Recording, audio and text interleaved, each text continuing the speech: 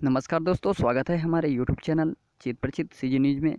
दोस्तों, आज हम बात करने वाले हैं छत्तीसगढ़ के मुख्यमंत्री और छत्तीसगढ़ के पूर्व मुख्यमंत्री डॉक्टर रमन सिंह जी के बारे में। जिस प्रकार से इन्होंने विधानसभा क्षेत्र में जो अनुपूरक बजट के बारे में चर्चा की है और जो छत्तीसगढ़ के मुख्यमंत्री सीएम भूपेश बघेल के जो जिस प्रकार से उन्हें घोषणा किए हैं, अपने वादे किए हैं, उसके बारे में यहाँ पर डॉक्टर रमन सिंह जी ने प्रश्न उठाते हुए अपनी बात रखी है। और जिस प्रकार से इन्होंने कहा है कि जो विकास की बात करें तो छत्तीसगढ़ में विकास होने की बजाय यहाँ पर वर्ष 2003 की स्थिति में देखने को मिल रही है। तो यहाँ पर डॉक्टर रमन सिंह जी क्या कहते हैं, इसके बारे में आपको हम पूरी वीडियो के माध्यम से बताने वाले हैं। विधानसभा में जो अनुपूरक बजट की चर्चा हुई थी, तो यहाँ पर डॉक्टर रमन सिंह जी ने कहा कि जिस प्रकार से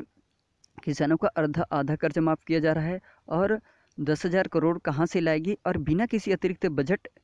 के आय की बजट के अनुसार यहाँ पर ये जो तय किया गया है, तो इस एफबीआई के तय नियमों को ताक पर रख देगा। तो इस प्रकार से यहाँ पर मुख्यमंत्री ने कहा है कि बिना किसी आय के जो 10,000 का बजट किया गया है, तो यहाँ पर घाटा की बात कही गई है। अब बात करते हैं कर्ज माफ़ी। तो जिस प्रकार से कर्ज माफ़ी से किसानों का तो जीवन बेहतर नहीं होगा, लेकिन कहा जाए तो सरकार के पास जो किसानों को स्वावलंबी कहा जाए तो स्वावलंबी बनाने की कोई योजना भी यहाँ पर नहीं रखी गई। और उन्होंने वादा किया है कि जिस प्रकार से उन्होंने वादा किया है, तो इससे ऐसा लगता है कि विकास की बात करें तो यहाँ पर तहस नहस की बात हो रही है। सचेत कहा जाए तो सड़कें बनी थी, सभी काम बंद कर दिए जाएंगे।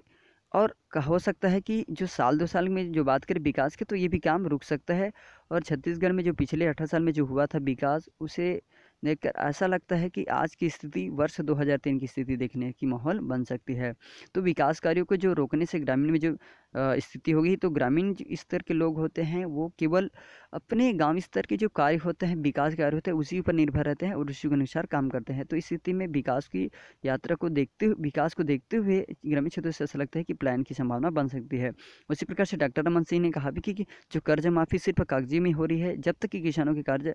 खाते में नहीं आता पैसा, तब तक की कर्ज माफ़ी नहीं मानी जाएगी। उसी प्रकार से बात करें तो जो सरकार ने राष्ट्रीयकृत बैंकों की बात की है, तो राष्ट्रीयकृत बैंकों के बारे में बता दें कि जो सरकार की सबका कर्जा माफ़ करने की बात की गई है, तो इसमें ऐसा लग रहा है कि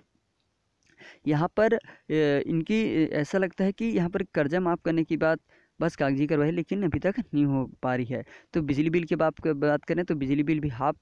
किया करने की बात रखी गई है, और युवाओं को बेरोजगारी भत्ता की बात की गई है, और शराबबंदी पर भी सरकार का यहाँ पर इन्होंने प्रश्न उठाया गया है। कि जिस प्रकार से उन्होंने कहा कि भाजपा सरकार, और बात करें भाजपा सरकार की, तो जिस प्रकार से उन्होंने पूर्व में ही अपने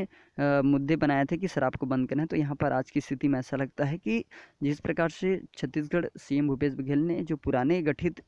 सदस्य थे उनको खारिज कर दिया है, तो इससे ऐसा लगता है कि क्या शराबबंदी छत्तीसगढ़ में हो सकती है या फिर नहीं हो सकती है। तो इसी प्रकार से इन्होंने अपने जो किए गए घोषणा वादे में भूपेश बघेल ने कहा कि जो बजट का बात करें तो यहाँ पर हमारा जो राज्य है, जो बजट के बारे में बात करें तो 1,05,170 करोड़ का हो गया है। और मुख्यमंत्री पद संभालने के बाद जिस प्रकार से इन्होंने 2,500 रुपये क्विंटल प्रति धान खरीदने का निर्णय लिया, और 2100 रुपये में जो छत्तीसगढ़ पिछली बार में बात की जाए तो 2100 रुपये में एक पाव धान भी नहीं खरीदे गए हैं। और बात करें अभी की, तो छत्तीसगढ़ सीएम ने 2,500 रुपये प्रति क्विंटल में धान खरीदने वाली देश में जो पहली सरकार के रूप में कहा गया है। और बता दें कि सरकार बनने के बाद इन्होंने 10 दिनों के भीतर ही ऋण माफ़ी किया। और ऐसा लगता है कि जिस प्रकार से इन्होंने 10 भाग की माफ़ी की है, तो चर्चा के दौरान ऐसा लगता है कि इसी प्रकार से इनका जो कहा जाए तो जिस प्रकार से शराबबंदी की बात करें, तो शराबबंदी की जो नवगठित कहा जाए तो गठित होने के बाद, इनके सदस्य गठित होने के बाद भी शराबबंदी पर भी कार्रवाई हो जाएगी। अब बात करते हैं नेता प्रतिपक्ष धर्मलाल कौशिक। तो इन्होंने कहा है कि जिस प्रकार से किसानों को ही फायदा हो रहा है, क्या राष्ट्रीयकृत बैंकों से कर्ज लेने वाले किसान को सरकार किसान नहीं मानती क्या? तो इन्होंने यहाँ पर प्रश्न उठाया और उन्होंने कहा कि किसी में संबंधित कितने प्रकार की भी कर्ज माफ़ी के लिए हैं, क्या ये अनुमान भी सरकार ने लगाया है या नहीं। तो छत्तीसगढ़ के कुल किसानों की बात करें तो कितना कर्ज है, यहाँ भी स्पष्ट अभी तक के नहीं हो पाया। कौशिक ने कहा है कि जिस प्रकार से यहाँ सोसाइटी में धान जमा पड़ा हुआ है और बुआई नहीं हो रही है, और किसान परेशान हैं और अधिकारियों के भी चक्कर लगाने पर मजबूर है। तो जिस प्रकार से पिछले दिनों में बारिश हुई थी, वहाँ पर अभी किसी अधिकारियों ने वहाँ पर देखा नहीं कि क्या क्षति हुई है, किस प्रकार से नुकसान हुई है। और 2 सालों की बोनस की बात करें तो अभी तक की 2 सालों की बोनस की बात कही गई थी, लेकिन अभी तक बोनस दिया जाएगा जिसमें 4200 करोड़ हो जाएगा, लेकिन इसका जिक्र अभी तक अनुपूरक बजट में नहीं किया गया है। अब बात करते हैं जो घोषणा पत्र में, यहाँ पर घोषणा पत्र में तो लिख दिया गया था कि बड़े बड़े अक्षरों में कि किसानों का कर्ज माफ, ये नहीं बताया कि किसानों का अल्पकालीन ही माफ़ करेंगे या फिर पूरा किसानों का कर्ज माफ़ करेंगे और बिजली बिल हाफ का। इस प्रकार से कहा जाए तो छत्तीसगढ़ मुख्यमंत्री भूपेश बघेल जी के सामने यह प्रश्न रखा गया है। और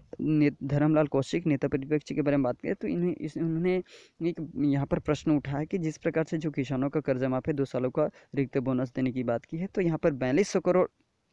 हो जाए, ये बोनस की बात करें तो 4200 करोड़ हो जाएगा और यहाँ पर इसका भी जिक्र नहीं किया गया है। तो इस प्रकार से छत्तीसगढ़ के मुख्यमंत्री पूर्व सीएम